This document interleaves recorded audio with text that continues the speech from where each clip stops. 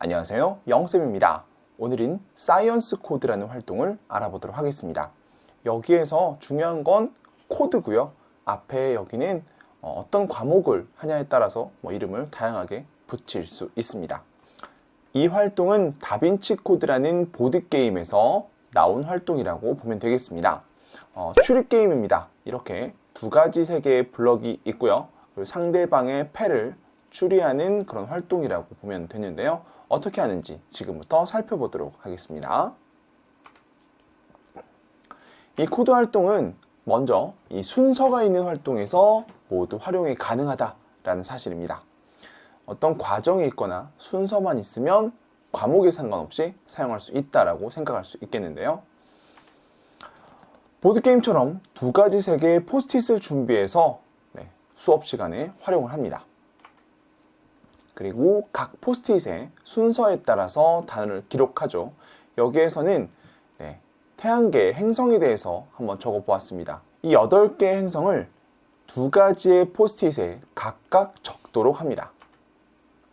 그러고 나면 결국에는 아까 말씀드렸던 것처럼 상대방의 패를 보고 상대방의 단어가 어떤 것인지 추리하는 활동인데요. 어떻게 준비하는지 한번 살펴보도록 하겠습니다. 이렇게 이 색깔, 하나의 색깔의 포스트잇에 8개의 이 단어를 쓰고요. 그리고 다른 색깔의 포스트잇에도 똑같이 8개의 행성 이름을 적었습니다. 물론 이 활동을 그러면 이렇게 바닥에 총 16장이겠죠? 16장의 포스트잇이 어떤 단어가 써져 있는지 알 수 없는 상태에서 바닥에 깔려 있습니다. 그렇게 하고 나면 각 게임 참가자들은 색깔에 상관없이 4장씩 무작위로 골라갑니다. 다음에는 내가 고른 이 포스트잇을 순서에 맞게 배열을 하는 것입니다. 어떤 행성을 골랐을지는 알 수 없죠. 하지만 행성의 순서는 존재를 합니다. 그러면 그 순서, 중간에 비었더라도 순서에 맞게 배열을 하면 된다는 이야기고요.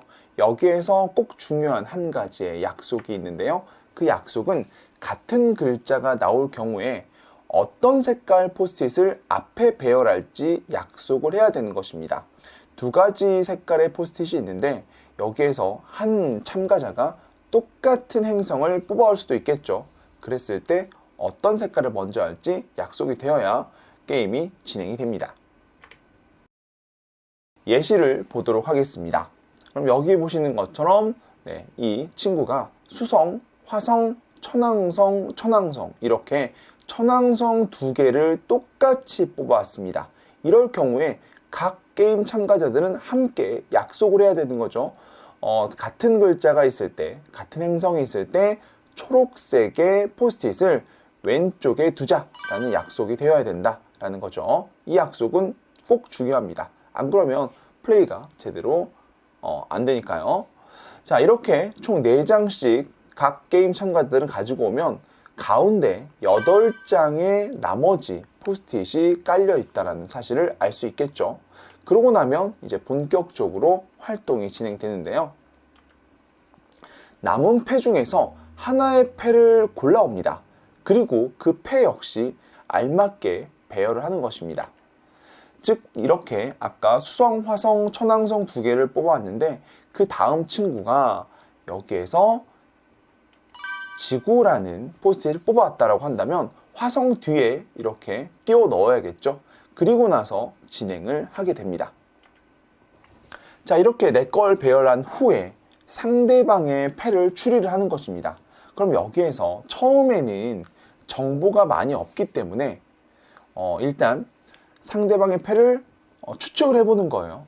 그런데 이 과정에서 아까 보셨지만 천왕성은 나에게 둘 다 있기 때문에 상대방의 천왕성은 절대 없겠죠. 그렇게 내가 가진 정보를 가지고 상대방의 패를 추리한다 라고 생각하시면 되겠습니다.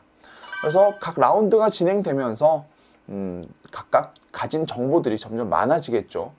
그래서 게임이 진행된다고 볼 수 있겠습니다. 자, 여기에서 그럼 규칙은 무엇이냐? 내가 상대방의 패를 추리를 해서 맞췄다고 했으면 상대방이 해당 패를 우리 쪽으로, 내 쪽으로 오픈해 주는 것입니다.